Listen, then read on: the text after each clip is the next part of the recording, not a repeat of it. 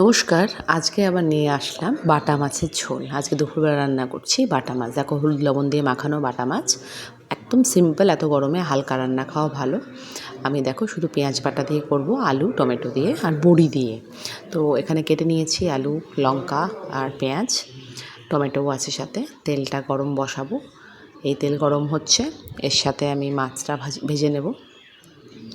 মাছটা ভাজা হয়ে গেলে, মাছ ভাজা বসানো হয়ে গেছে, মাছটা ভাজা হয়ে গেছে, তুলে নিলাম। ওই তেলেই, সামান্য তেলেই আমি রান্না করব। আমি জিরে ফোড়ন দিয়ে দিলাম। গোটা জিরে ফোড়ন দেওয়ার পরে একটু জিরাটা ভাজা ভাজা হবে, তারপরে দুটো কাঁচা লঙ্কা আমি এর মধ্যে অ্যাড করে দেব। নোটিস করবে আমি কিন্তু এক্সট্রা তেল দিইনি, ওই মাছ ভাজার তেলেই, সামান্য তেলেই এটা রান্না। আলু লঙ্কা এগুলো ভেজে নিচ্ছি ভালো মতন ওই তেলেই। অল্প তেলে রান্না খাওয়া খুব দরকার, শরীর ঠিক থাকে, আর এই গরমে বেশি রিচ না খাওয়াই ভালো।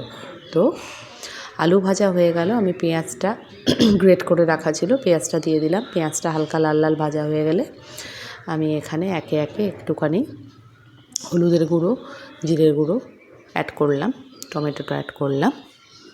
এখন এতে আমি অ্যাড করব হচ্ছে একটু নুন, একটু চিনি। নুন চিনি দিয়ে একটু সামান্য জল দিয়ে এটাকে ভালো মতন কষাবো। একটু ভালো মতন ভেজে ভালো মতো ফ্রাই করে নিয়ে আমি একটু চিনি অ্যাড করে দিলাম। একটুখানি ভালো মতো ফ্রাই করে আমি এটাতে জল দিয়ে দেবো, জল দিয়ে ঢেকে দেবো। তারপরে মাছ দেবো, অ্যাড করব। আর নামানোর আগে সামান্য ধনেপাতা, ব্যাস সুন্দর রান্না। ও, বড়ি দিতে ভুলে গেছি, ঝোলের মধ্যে কিন্তু অবশ্যই মনে করে বড়ি দিয়ে দিও। এই দেখো কষিয়ে নিচ্ছি বড়িটা দিয়েই।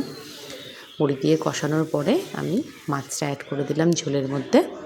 ঝোলটা ফুটে গেলে নামানোর আগে ধনেপাতা দিয়ে গরম গরম নামিয়ে খাও। দারুণ টেস্টি বাটা মাছের ঝোল, একদম সিম্পল ওয়েতে, গরমের জন্য দারুণ রান্না।